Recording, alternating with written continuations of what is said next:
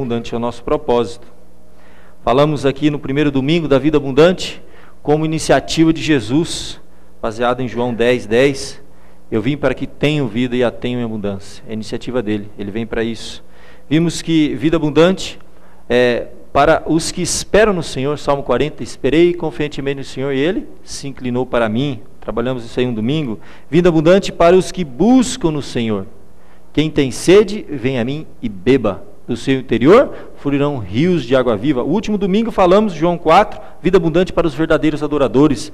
A experiência daquela mulher samaritana que derramou a sua vida na presença do Senhor Jesus e como uma verdadeira adoradora experimentou realmente a vida abundante. Hoje nós vamos trabalhar com um texto que se encontra em Lucas capítulo 7, verso 36 a 50. Vida abundante de gratidão e amor a Deus. Vida abundante de gratidão e amor a Deus. Lucas capítulo 7. Eu peço que você tenha um pouco de paciência. Eu vou ler o texto inteiro rapidamente. Seguindo nós vamos orar pedindo a direção, a graça de Deus para a compreensão do texto sagrado. É um texto um tanto complexo, parece simples, mas não é. Estudando um pouquinho sobre esse assunto, ele esconde detalhes importantíssimos do que estava acontecendo quando Jesus vai jantar na casa de um fariseu e uma mulher vem por detrás dele, e aquela passagem famosa em que ela lava os pés de Jesus com suas lágrimas, enxuga com seus cabelos. Nós queremos então compartilhar um pouco essa mensagem com os irmãos. Vida abundante como fruto de gratidão e amor a Deus. Lucas 7, 36 em diante. Convidou-o um dos fariseus para que fosse jantar com ele. Jesus entrando na casa do fariseu, tomou lugar à mesa.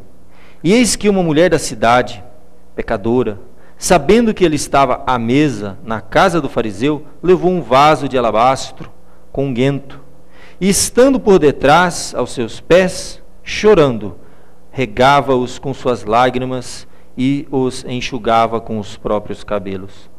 E beijava-lhes os pés e os ungia com o unguento. Ao ver isso, o fariseu que o convidara disse consigo mesmo: se este fosse profeta, bem saberia quem e qual é a mulher que lhe tocou, porque é pecadora. Dirigiu-se Jesus ao fariseu e lhe disse: Simão, uma coisa tenho a dizer-te. Ele respondeu: dize-a, mestre. Certo credor tinha 2 devedores. Um lhe devia 500 denários e o outro 50.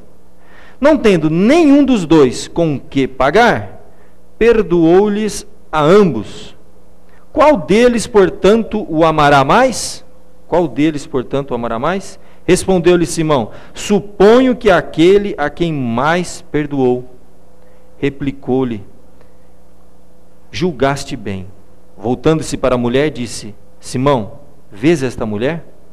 Entrei em tua casa e não me deste água para os pés. Esta, porém, regou os meus pés com lágrimas e os enxugou com os seus cabelos. Não me deste ósculo. Ela, entretanto, desde que entrei, não cessa de me beijar os pés. Não me ungiste a cabeça com óleo, mas esta com bálsamo ungiu os meus pés. Por isso te digo, perdoados lhe são os seus muitos pecados, porque ela muito amou. Mas aquele a quem pouco se perdoa, pouco ama. Então disse a mulher: perdoados são os teus pecados.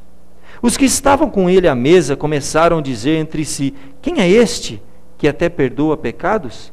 Mas Jesus disse à mulher: a tua fé te salvou, vai-te em paz. Vamos rogar a Deus sua bênção, sua direção para a meditação dessa noite. Ó Pai querido, muito obrigado, Senhor, por estarmos na tua casa essa noite. É um grande privilégio, Senhor, que nós nem podemos mensurar. Tu tens um recado para cada um de nós aqui, Senhor. Eu peço que o Senhor use, ó Pai, a minha vida imperfeita, e que na reflexão do texto sagrado possamos crescer juntos, ó Pai, a tua mensagem para nós.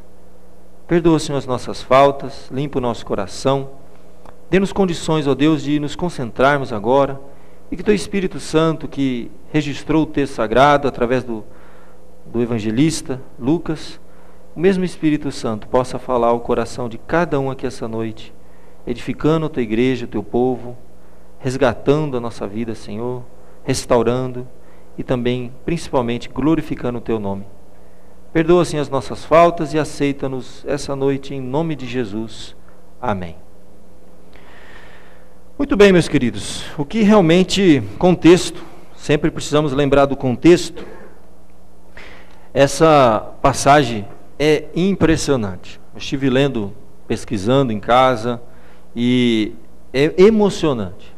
A verdade é essa. O que realmente estava acontecendo aqui, e dentro do contexto cultural, o significado de cada coisa que passa desapercebido quando a gente, século 21, cultura ocidental, nós lemos esse texto, nós vemos aqui que foi uma mulher que devia amar muito Jesus. Mas quando nós entramos, né, naquele e fazemos como que uma reconstrução dos fatos, daquela cena, dentro daquela cultura, é de um valor assim impressionante, cada detalhe do que estava acontecendo aqui. Vamos ver o que está acontecendo antes de Jesus entrar na casa do fariseu. Você vai ter alguns textos que mostram claramente que Jesus estava fazendo aquelas viagens, pequenas cidades, andava pelas cidades e aldeias pregando o evangelho. Você voltar um pouquinho antes aí, início do capítulo 7, diz que Jesus, concluindo as suas palavras, dirigiu-se ao povo e entrou em Cafarnaum. Depois você vai um pouquinho para frente, no verso 11, no mesmo capítulo, né? No dia subsequente, dirigia-se Jesus a uma cidade chamada Naim. E vai indo assim, se você vai lá no capítulo 8, você tem mais um texto que ele havia saído e entrado agora numa outra cidade. Aconteceu depois disso que andava Jesus de cidade em cidade, de aldeia em aldeia, pregando e anunciando o evangelho do reino de Deus, e os 12 iam com eles. Você vai ver assim, em 2 capítulos, que Jesus passava por várias cidades. Era um período em que Jesus não ficava muito tempo. Às vezes de um dia para o outro, ele trazia a mensagem do evangelho, e geralmente uma coisa acontecia. Eram pequenas aldeias. Ele era um rabi, um mestre. Era reconhecido por todos como mestre, chamado por mestre, até pelo fariseu. Ele era recebido geralmente pelas pessoas populares daquela cidade. Não é à toa que a gente vê, por exemplo, Zaqueu recebendo Jesus. Era uma pessoa de posses, de uma grande casa, que tinha muitos servos, que tinha condição de receber alguém como um mestre, como um rabi. E aqui você vai ver então um fariseu, como que representando aquela comunidade, sendo o anfitrião e hospedando Jesus para um jantar na sua casa. Jesus não deixava de entrar em casas mais simples, mais humildes. Jesus entrou na casa de Pedro, que era um pescador, curou a sua sogra. A gente não sabe por que ele curou a sogra para ela fazer a comida. Não sei se a esposa de Pedro não cozinhava bem, alguém já disse isso uma vez, mas ele foi lá e curou a sogra, né? E a sogra serviu, né? Isso é história de pastor, né? Fica especulando, a gente não sabe. Jesus entrava em qualquer casa, mas era comum isso.